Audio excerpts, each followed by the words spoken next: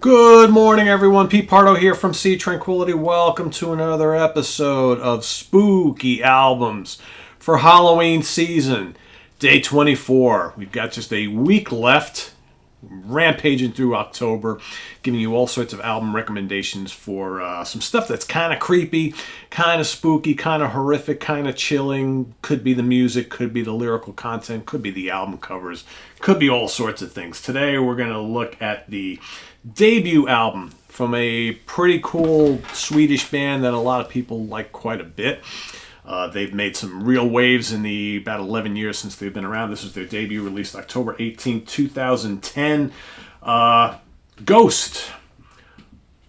Self-titled, or commonly also known as Opus Eponymous, right? Is that what they generally call it? If you look on the side, it'd be hard-pressed to figure out what the hell that says. But yeah, the debut album from Ghost.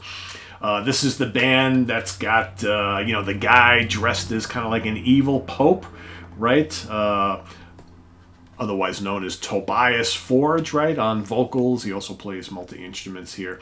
You've got pretty much the rest of the band is always pretty anonymous, depending on which album you look at. Sometimes and where you go, you can probably find the names of various guys who play guitars, bass, and drums, keyboards, so on and so forth on these albums. But Tobias is the main driving force of these albums as Papa Emeritus or Papa whatever he decides to call himself. The interesting thing about this band is, like, almost on every album, he will switch the name of the singer as, Papa this, Papa that, or whatever, and generally tries to kind of almost recreate himself in a different character for all the different albums. But it's always him. It's always Tobias. He always pretty much sounds the same. On stage, he has a different look, whatever. I kind of always like the original. I think the kind of like the demonic, Pope is really the whole appeal of the band Ghost. And this particular album, like I said, is their first album. It's a pretty short one. It's only 35 minutes long.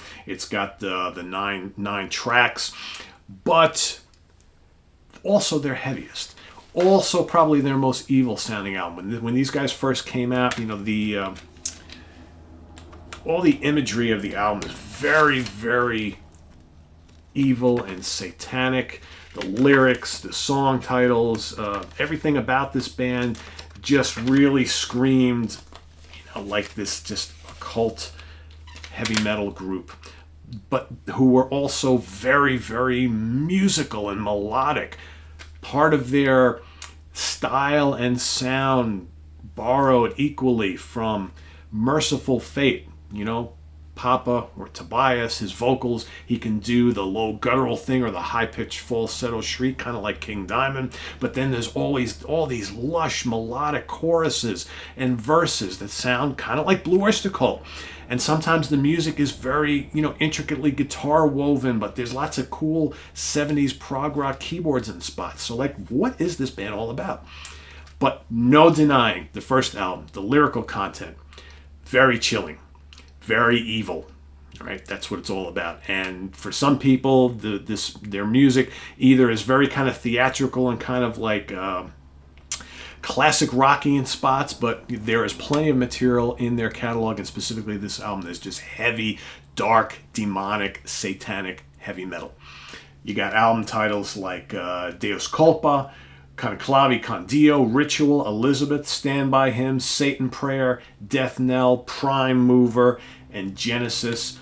I mean, all sorts of just satanic lyrics, stuff about witches and demons and all that sort of thing. So this fits the mood.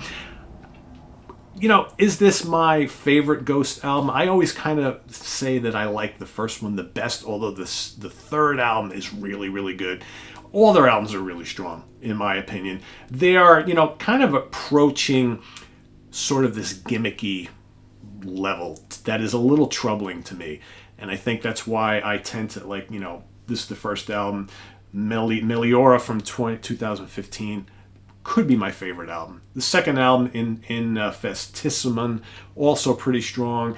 Prequel, which is their last one, don't like that one as much. because they're becoming this very kind of, like I said, very catchy hard rock act who still have the weird imagery going on, but it's approaching kind of this whole like gimmicky thing for me, which I'm not quite sure I'm digging a lot. But I will still continue to see where they're going next because I do like them a lot. I think Tobias is he's approaching, kind of like one of those musical visionary type of guys. I think he's got the ability to write a catchy song.